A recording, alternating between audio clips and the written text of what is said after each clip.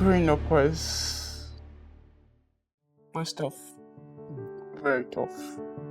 I I grew up with my great grandma, and I I would say I'm from a family where as a child I don't know if it was just like that. Maybe it was just about me, but I grew up feeling like I needed to prove myself a lot to my family, and I really didn't have so many opportunities that usually my mates will have. So it was always a struggle to like prove that I'm a good child and I deserve a spot in the family. So there So was always need for you to be independent and do stuff for yourself. I got to Lagos when I was about 12, 13 years old. Yeah, I've always dreamt of becoming a superstar, a big actress. I've always wanted to act. Have you ever gone into acting? Yeah, yeah. I acted when I was in school. I got into a gig when I was in 200 level in school. I was during my AC program time, and I wanted to like do it professionally. In fact, before I got into school, I didn't want to go to a regular school. I wanted to go to a film school. So I told my uncle I wanted to go to a film school, and he laughed at me and said, "So I want to become a prostitute." And that was really discouraging. I'm like, oh. So if I go into this career, no matter how successful I become, they're just only going to see me as prostitute. So I thought I could do something else. But then the opportunity to go back into acting came up in school. So I joined. I was in school by myself. There was no family member, but I just enjoyed doing it. So I didn't have any relation with my trafficker, but I always wanted to travel. After because NC was really hard. Going through NC was hard. It was really hard, and when I came out, I wanted to like further, but the room was not there. I grew up with, like I said, with my great grandma. At some point, I started living with my uncle who took responsibility. So my mom wasn't always the one responsible for me. So, but when I had to go back to Benin, because my uncle brought me to Lagos, he was the one in charge of my secondary school education. So when I went back to Benin for my NCE, my mom became the one responsible. So just like stylishly, he left the work for my mom. But at that time when I finished NCE, I lost my stepdad, who was actually responsible for my other siblings, and all the responsibility fell on her. So it became, furthering was a problem, and I was now hustling in Benin, trying to look for a way. So I got into, I got the opportunity to work with the Ministry of Arts and Culture in Benin, not like a full-time job, but as a guest artist in Benin there, where I was still in the movie gig. Then I met this lady. She was, I won't call her, I won't say we're friends, but we're just working together as colleagues. And then when she knew that I could write songs, she just had noticed that I was talented. She told me that she has a godfather who wanted to sponsor her, who wanted to support her career. But he had told her that if she goes the route of filmmaking, she might not become a star quickly. But if she goes into singing, that he will be able to connect her better. So she was like, since I write songs and she raps, we could collaborate. I was really excited because growing up, I was around. I could sing, I could write, I could act. I just love everything entertainment. So I said, okay, no problem. And then I remember we going to Asaba to meet her godfather. And he kind of auditioned us. We just showed him what we could do. And he sponsored our first demo. So it was December 2015 thereabout. So we went to do our first demo. January, she was at my place because it was from my house. We went to do we went to the studio. So when we finished, she decided to stay over at my place because I was living alone at the time. And then she told me one morning and said her friends were traveling, that she's trying to connect them to somebody to her uncle. So it was her uncle that was the trolley. So I said, okay, no problem. She asked if she could bring them, since she's at my place, they were going to our house. I said, okay, no problem. I didn't have any issues. So she brought them to the house, and her uncle, who was a trolley, also came to the house. I remember going to pick him up at the junction, and he was just looking at me, sizing me up, and like, what do you do? I had no idea what his intentions were rather. So he asked me a couple of questions. I answered, and he asked if I had the opportunity to travel. Would I go? I was like, I don't have money to travel because I've always wanted to travel after school. I had on my own reached out to some people who could help, and the conditions that were attached made me say no, okay. And my intention was to travel to further my education. I did English and French in school, and I wanted to go to France badly because I know if I further my education in France, I would be so good in the language. I was really, really interested in the language and all of that. So when I had those conversations with my friend and told me about his auntie in France, the condition was just too much. So she was like, I will pay 14 million naira. And because in school I want to go to, who will sponsor somebody like me and allow me to go to school, finish and get a job before I start paying? I told him no. So when he asked that question, the first thing I said, I don't have money. He said I should not worry, that my friend will talk to me. I said, okay, no problem. So they had a conversation in my room. They had the two guys who wanted to travel, they had their deal. So they stayed in my house because I didn't even know that it was movement immediately. You know, at some point, while they were having a conversation, I was watching at the back of my house, and my friend came and was like, I want to travel. I was like, seriously, we've not even shown your godfather the demo we did. And he wants to travel. Someone that gave us money to go and record. We've not shown him. She came up with a lot of excuses. He has traveled to the UK and we don't even know when he's going to come back. That this country is tiring because she had traveled before through the same Libya route. She came back.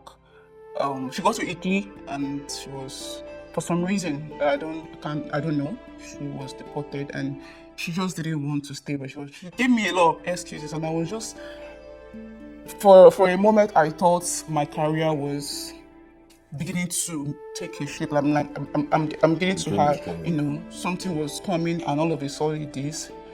I was just confused. I said, okay, no problem, but I don't have money. She said I should not worry, that she has some money saved up, and that she has uncles in Libya. So I knew I was traveling via the Desert.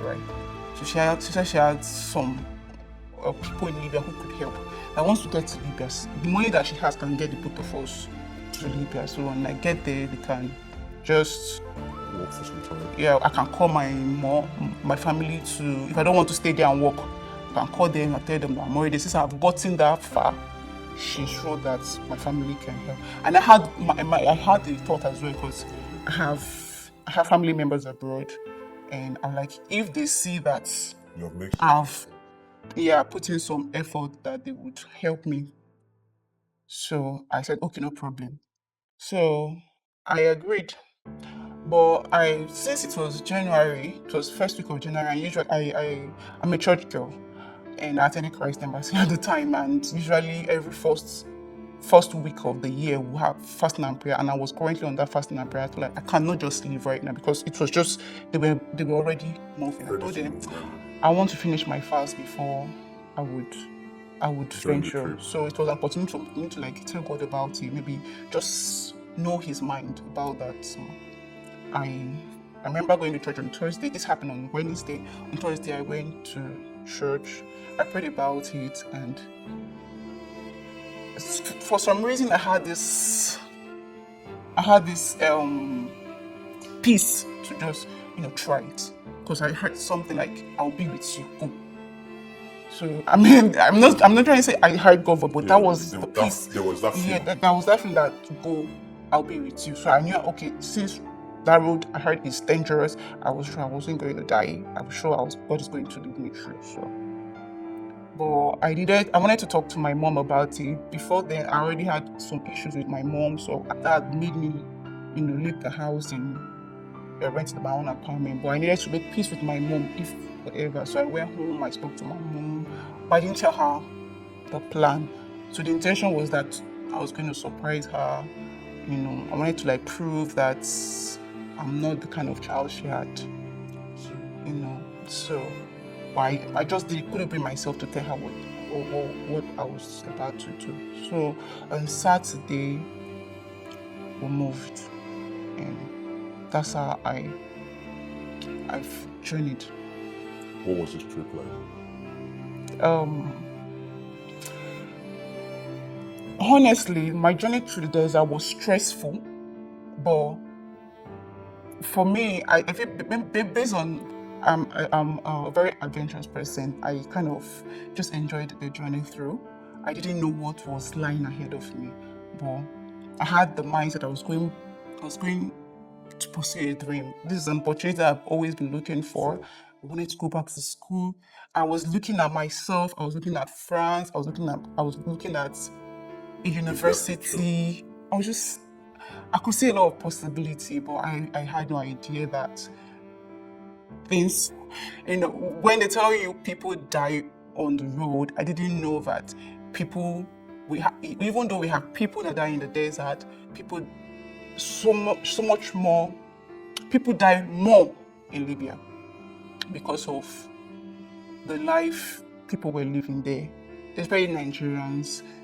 Living when you leave the country, you want to make money at all costs. Whether you're going to use somebody, you're going to whatever, even if you have to kill somebody to make the money.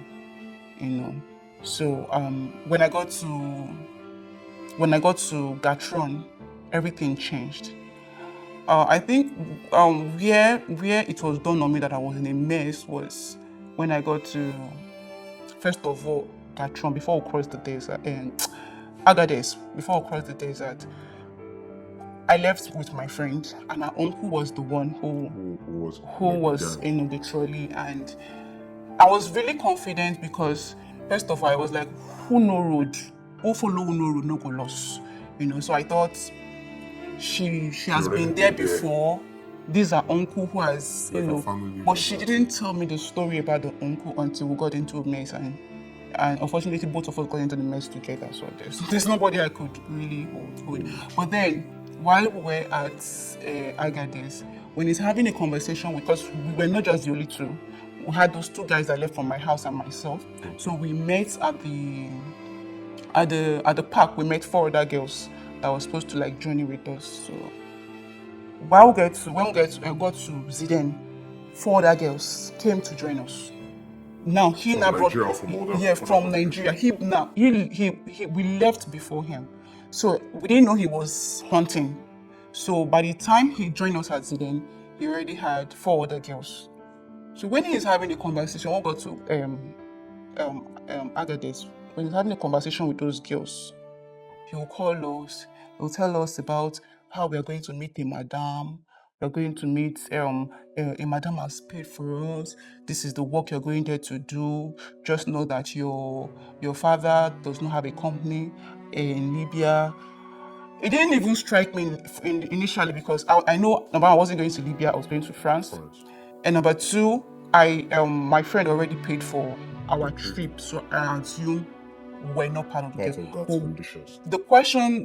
When you are in a ghetto like that, you hear this different story, because we have a lot of people traveling, and some of them seem to be informed, like their madam, maybe they've had a conversation with their madam, people that were controlling them and all of that. So I was hearing different story, and you hear some guys laughing at some girl like, and they go Italy, go to a shower, this. I became concerned, and I spoke to my friend like, I know you paid though, and we are going on our own journey, but why is your uncle always calling us when he's having a conversation With the other with the guys. other ladies that they know that they are going to meet madam? She said, I should not worry that it's my uncle, I cannot try anything. I said, okay. And then I got to Gatron. Started moving girls because now, obviously, there was no one madam. There are different people that have given him money to look for girls for them. It was already when those girls were leaving one after the other, I was already very scared that this was going to be my fate because this man would not. I mean, you cannot. You can argue with any of information or instructions he was given. That kind of thing. So I started to like make a plan to escape because at this point anything can happen. With everything I've been hearing and with the mockery that was going on in the camp. So I started to like make other moves, and I told one of the guys that was with us because he would always dance with us during our presentations in Benin. Then when we were doing so I kind of knew him. I told him like, if the case turned that we are actually sold, please, I would like to run away with you because they were going to Italy and they left them at. In fact, the money they paid him got them to Gatron, so they had to control another money that would start the journey to. So eventually, we moved from Gatron to Saba. We became 6 girls. We're just there at Saba, and it became evidence that we've been sold into trafficking. Now we didn't know who the person was, but we had a phone call, and he knew that somebody was making trouble. Because I just kept saying, I paid, and I'm not going to. You cannot pick me up from a church and subject me to prostitution. I cannot.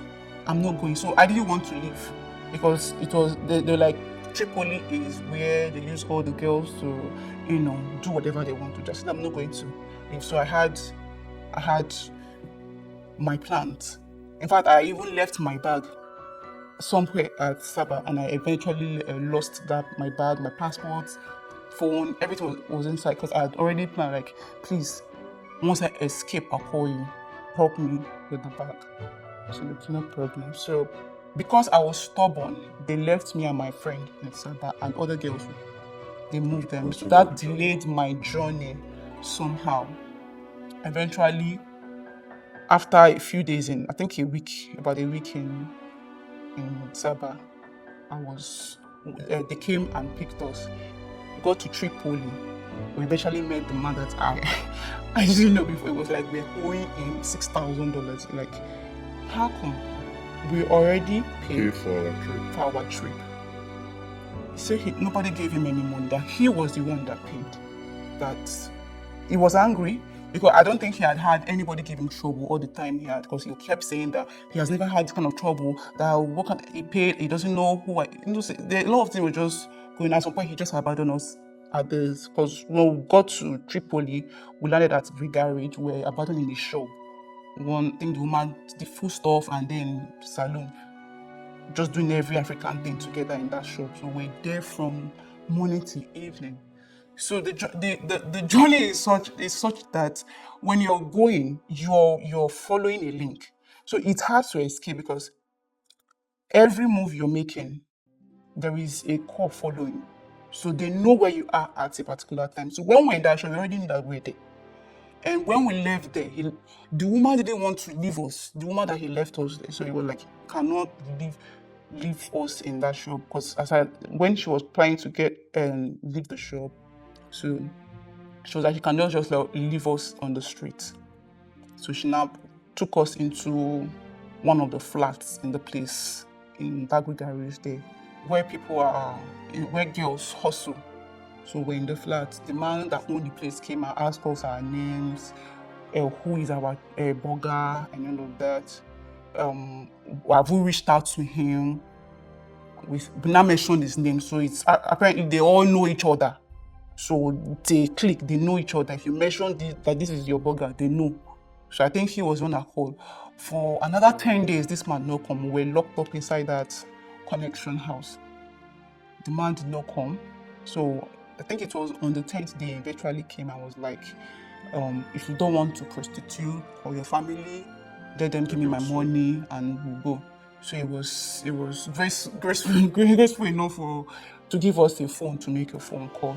And when I called home, I got the shocker of my life. I was hoping that my family could just, help and get me out of there. Called my mom. My mom like, she doesn't have money. Oh, this. So I should call my grandma. I called my grandma. My grandma like, everybody. I called my uncle. My uncle was like, if I need any help from them, that I should come home. If I really want to travel, I should go back home, that they will help me get to the UK. I was like, but I've been there all the while. Nobody helped. How come I've gotten this farm, hoping that you people will help and so it was hard. I didn't hear from them again until the man left us again. And we're there. So my friend, one day they called her out because when we're locked up in that flat, you cannot go outside. So we are all the girls hustling in that place. They are all locked up, except those ones that are finished paying. That maybe some people can come and carry them for daybreak, and then they'll go to their houses and then come back the next morning. So, but other girls who are still paying don't leave. They don't stay outside. Wash your clothes, do everything in that place. The men come in to that place, to work with them and all of that. So that day they just called her and said, come and sweep the lobby. So she said she was sweeping the lobby when somebody she knew as her uncle's friend, who is now also a burger in that place. He has also have the same kind of connection house. She saw the person and I was just sitting down, still praying and like, God help me, send help. I remember I would cry, pray, God just help. Because being locked up, you're not even sure where you're going, whether they still forward again. As I wasn't sure. And she just came, I was like, God don't answer your prayer, God don't answer. I just mentioned my name. So she came and then she was like, God have answered your prayer. I just met somebody who she knew before, and she explained the entire story, and he was like, yeah, so since she's been there before, and even while she was there before, she didn't do a shower job, so why would they say she couldn't get a job? But she should not worry that he would have a conversation with them, try to do his findings, and then he will get back. So he didn't come back until after another 3 or 4 days thereabout, and he eventually came. They called us and they gave us the opportunity. He spoke to them and like, okay, so since he called the uncle that we paid to, that my friend paid to, and he admitted that we gave him money. So it was like, okay, since he agreed, but he used the money. So the $6,000 that person was talking about is not, you are not going to pay that. Because he doesn't want to spoil relationship and all of that, because all of them they are one, he just now bargained and like, we'll pay 300k each. So if we can raise that, we can go, or if we want to do the job and work, I said, okay, I would call. At least the money is small now. I know that there's no way. I know we're not so rich, but there's no way that I will tell my family that they will use the money that they will not pay. Fortunately, they didn't even believe me. They didn't even believe that I was in trouble. They didn't even believe it. My uncle just kept saying that if you want to travel, come back home, I'll take you to the UK. But how do I go back when these people will not even let me see outside? At some point it was just so frustrating. So the man said, okay, he would take us from, since the burger, that's the trafficker that was now in charge of our team, since he said he has agreed for us to pay the the 300,000 euro. He doesn't care where we decide to work and raise that money or how to raise the money. He just is not holding this man responsible. So that's okay. You people come to my house, and so I was really happy that I was going to. I was hoping that I was going to a living house. Yeah, I was leaving that place. So eventually, it was not even far away. We just walked in. It was another connection house. It was just crazy. But then he was kind of really. It came down to talk to us. Like he didn't give me any reason to worry. Because at some point I was like, maybe God has answered my prayer. Things was going to get better and all of that, and I was going to get out of there. So we eventually got to his place. They gave us food. The wife was really angry with my friend. We're like, I was in Nigeria this year, but we saw. Why didn't you tell me that you wanted to travel? You know, she was like, maybe she never thought about it until that her uncle came. So that was when I started hearing about the things that the uncle put her through in the country when she was there before and all of that. I was really sad. Like, at least if you had told me all of this would have been in one, I wasn't really desperate to travel. So if you had told me that this uncle has questionable characters, I would have just stayed. But I continue doing even though it was not paying, but at least go to present, I get stipend. I mean, I was managing. But eventually, we're there. The woman was nice to us for up to like 1 week, Monday to Friday. She was nice to us. In fact, she spoke to me. She also gave me a phone to reach out to my family, and she also asked, okay, now that I'm paying for it, what would I like to do? I said, okay, since it has come to this point that I don't have a choice, I have to work, let me go and do the house girl work. She said, okay, do you have a passport? I said, yes, I have a passport. I left it in Saba, but I have the contact of the person that has my bag. I called the guy that I left the bag with, and he said that he was going to help me bring it. But whether they even called him or the bag did not come, and the woman lost patience. So they asked my friend what she would do. Does she want to do the Arab work or she wants to hustle? She said anything that she would do. So they took her in weeks. I was not there alone. That was where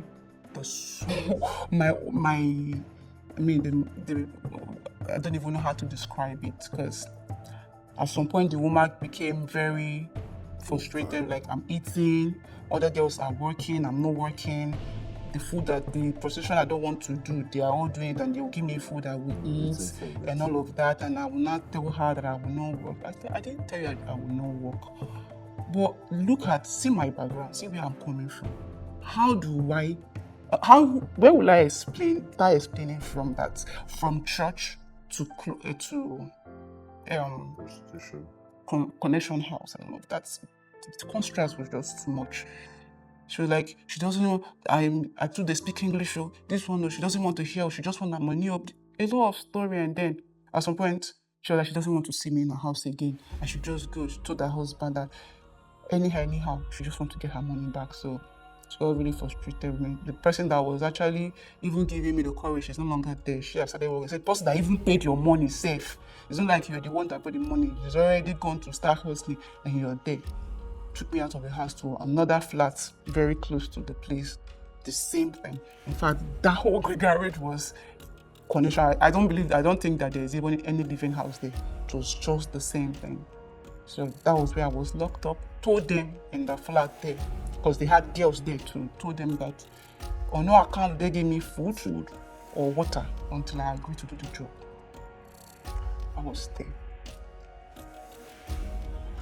there for 1 week. Normally when you get there, because these were girls that were seeing my condition when they came.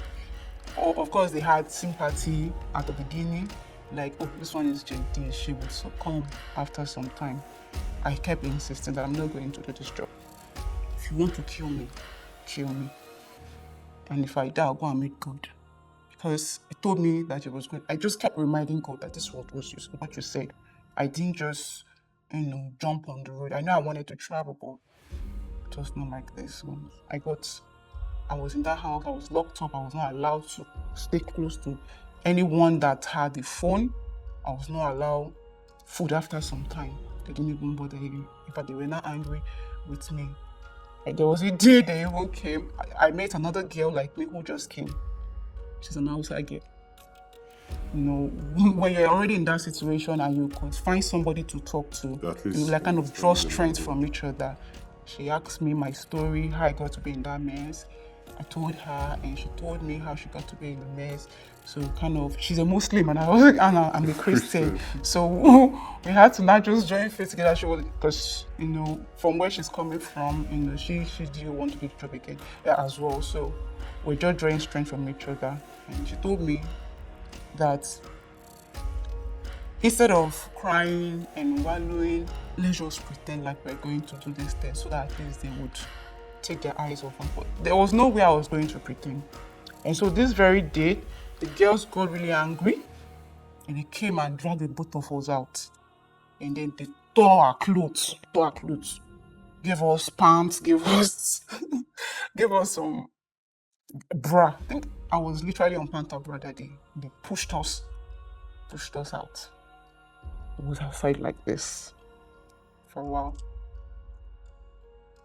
Unfortunately, fortunately for me, with the way I was looking, I don't think any sane man would want to come and even ask how much are you charging. All through that day, everybody was just, in fact, maybe they were just sympathizing, but no man came close to us, and I say thank God. And then, but because of my background in French, I met some guys who are French. They're speaking French, and I could speak French at the time, so I was relating with them in French. They asked me my story. I told them my story. I told them I needed help. I wanted to call my mom, and I just needed a way to get out. Some were saying that I should run away, but you know, when you're in that situation, some people say if you run away, you don't know where you're going to run to. The person you're going to run, because you cannot trust anyone. So I just eventually said, okay, no problem. I wasn't going to run away with anybody, but anybody who is willing to help me talk to my mom. All these things I'm saying, 2 months has passed. You know, 2 months has passed, and then eventually an outside guy came into the place. He saw me, you know, quiet.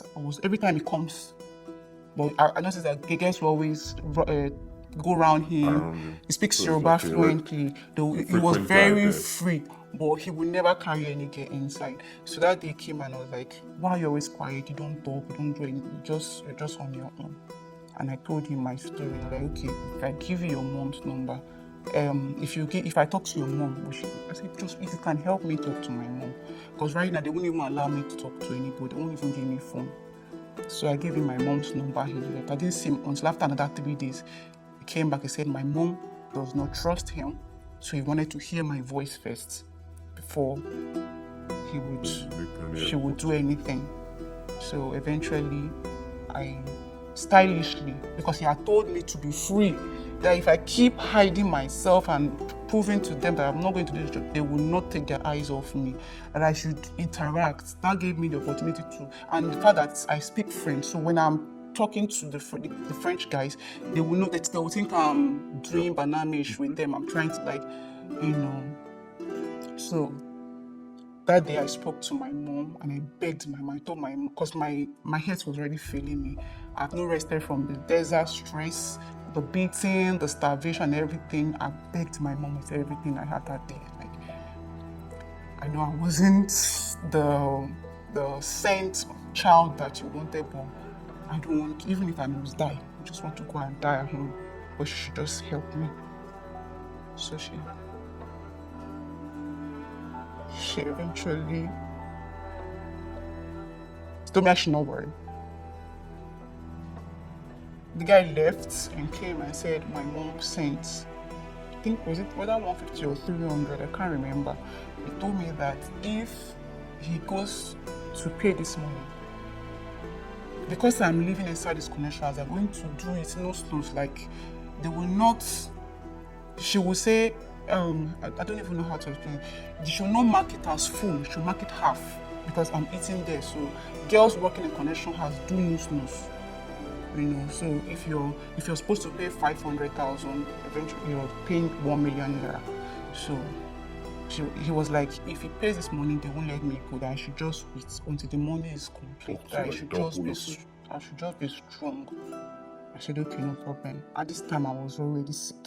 I was really sick. I thought I was going to die.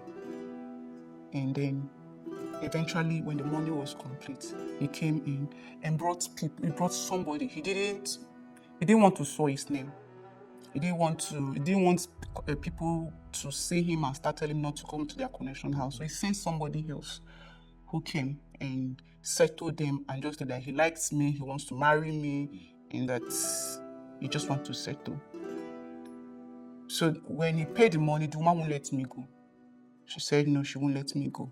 So they had to go and meet her burger, begged her burger to talk to her. So it was her both. In fact, she left me at the point of when she thought I was going to die. She didn't want me somebody to. She says a girl has died in that place before, and she didn't want me to die in that place. She don't want blood in her hands. That was the only reason she let me go. And I was happy.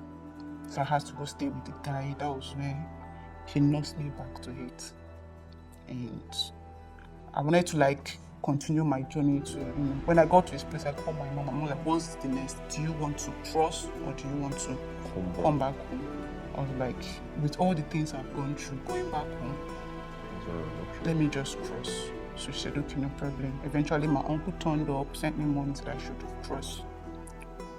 Before the money come, I decided I wanted to start working. So I got a job. I was cleaning and then, so when the money eventually came, I went to another city where I wanted to cross. But at the time, everywhere don't cast. Libya was really hot. Every black man on the street was money. They're looking at every black man as gold. So eventually, I was just locked up in the camp. There was no moving. Any boats they catch on the water is straight to prison. So I was in camp for a long time, 6 months, more than 6 months. Wow. So when I eventually caught on the water, my boat was captured too, and I was taken to prison. I was lucky that I got somebody that got me out after 4 days. But trying again, both of us got arrested. The person who let me out in the first place got arrested and locked in prison for 1 month. Wow, thankfully, Nigerian embassy ambassador came and asked those people who wanted to go back home. So since in the prison they were not allowing people to bail anybody, so I just decided I'm going. Let me just come back home. If I can find any other place to disappear to, I will. But let me just go home. So that's how I left.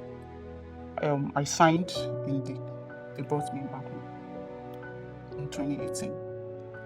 My advice for people, there are different push factors. There are different reasons people want to travel, and we've got comments about people saying that as intelligent as you are, as this, as that, as you are, you got. See, traffickers are not strangers. Traffickers are no people you don't know. So if I don't, in fact, people have used their money to let me just travel, and they got into that mess. No matter your intelligence, no matter so you just need to just be sure of what you're going to. Be sure of what you're going to. Make sure you have your documentation, you know what you're going there to do, and you have your money, and that you're going to the right route. If you don't have the money, desperation shouldn't drive you, right? I know there will be 1 million and one reason, but you shouldn't allow situation drive you. Things will fall in place, because if I knew that,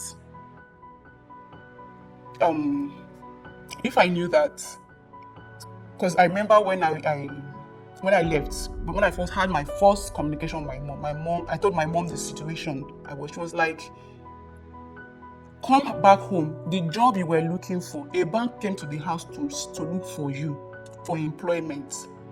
Come back. Why? So I feel like if I had waited a bit, maybe because I had written a lot of application letters and all of that. So that just happened to, maybe if I had stayed a little longer, I would have, been a better person. So sometimes you don't know how close you are to your breakthrough.